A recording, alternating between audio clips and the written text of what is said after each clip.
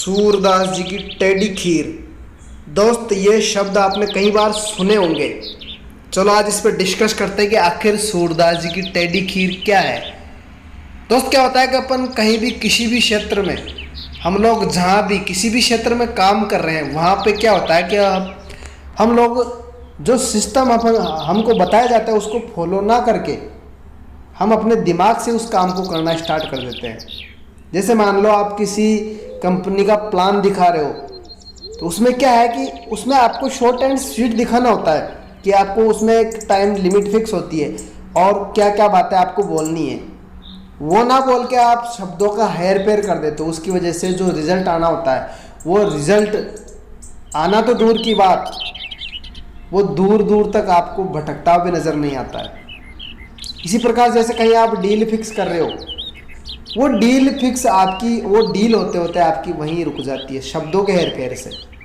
क्यों? क्योंकि आपने जो बात करनी चाहिए थी जिस मेन टॉपिक पे, वो ना करके आपने किसी अन्य टॉपिक पर बातचीत कर ली, जिसकी वजह से कन्फ्यूजन पैदा हो गया, जिसकी वजह से वो रिजल्ट नहीं आ पाया। कहीं भी देख लो आप, हुआ क्या कि एक बार सूरदास जी को खीर का निमंत्रण आया कि सूरदास जी आपको खीर का निमंत्रण मिला और आप चलिए खीर खाने के लिए। तो उन्होंने उनसे पूछा कि ये खीर कैसी होती है ना। अपने जो चेले थे उनसे पूछा उन्होंने कि ये खीर कैसी होती है। तो चेलों ने कहा कि गुरुजी खीर जो है सफ़ेद होती है। तो वो तो बचपन से अंधे थे, उनको कुछ पता नहीं था सफ़ेदी कैसी होती है ना, सफ़ेद कैसा होता है। तो उन्होंने पूछा कि ये सफ़ेद कैसा होता है। शिष्यों ने बताया कि गुरुजी सफ़ेद बादलों की तरह होता है। तो फिर उन्होंने पूछा, क्योंकि उन्होंने बादल कभी देखे नहीं, कि ये बादल कैसे होते हैं। तो उन्होंने बताया कि गुरुजी बादल जो है बगुले की तरह सफ़ेद होते हैं।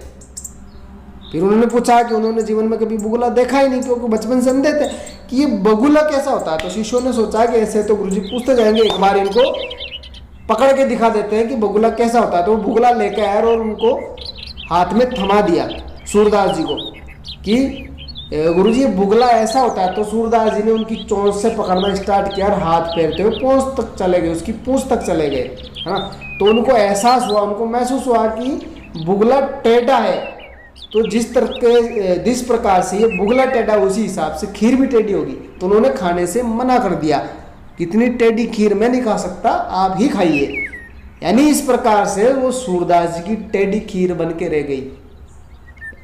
तो जीवन में भी यही होता है दोस्तों। कई बार अपन क्या है, हम लोग कहीं भी जब किसी से बातचीत करते हैं ना, तो किसी भी टॉपिक पे बात करें तो उनमें ज़्यादा शब्दों का हेरफेर नहीं होना चाहिए। अगर शब्दों का हेरफेर है तो आपकी कोई भी ग्रोथ है वो वहीं पर रुक जाएगी। जो रिजल्ट आना चाहिए था वो रिजल्ट नहीं आएगा, जो रिजल्ट आना चाहिए था वो रिजल्ट नहीं आएगा। इसलिए कभी भी किसी के साथ भी किसी भी टॉपिक पे बात करो, सीधी सीधी बात करो, शॉर्ट एंड सिंपल बात करो, सिस्टम को फॉलो करते हुए बात करो।